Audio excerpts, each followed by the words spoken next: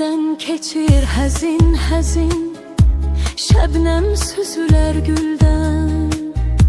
Sən də belə süzülmüsən ruhuma incə teldən.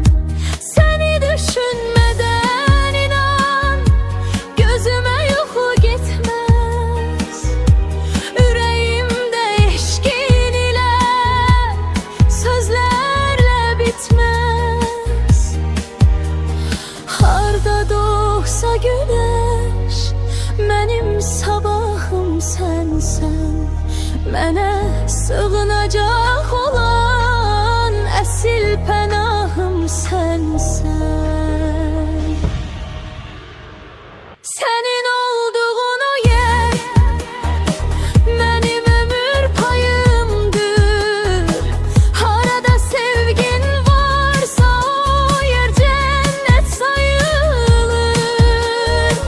Sənin yanın əzizim, mənim sevgi dünyamdır.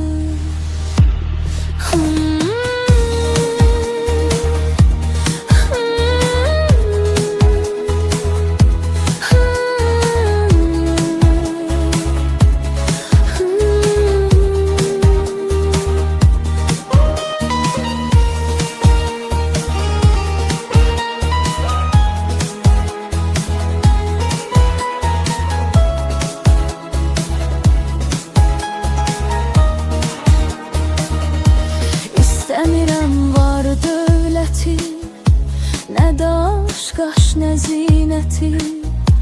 Sənin sevgin olan yerə talehim gəlib yazır.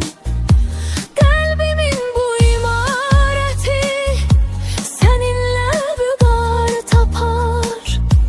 Bircə şirin təsəllində məni göylərə aparar.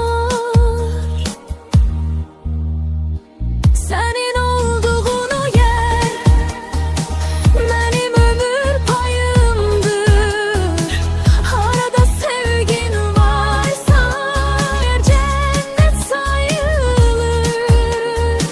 Sənin yanın əzizim, mənim sevgi dünyamdır.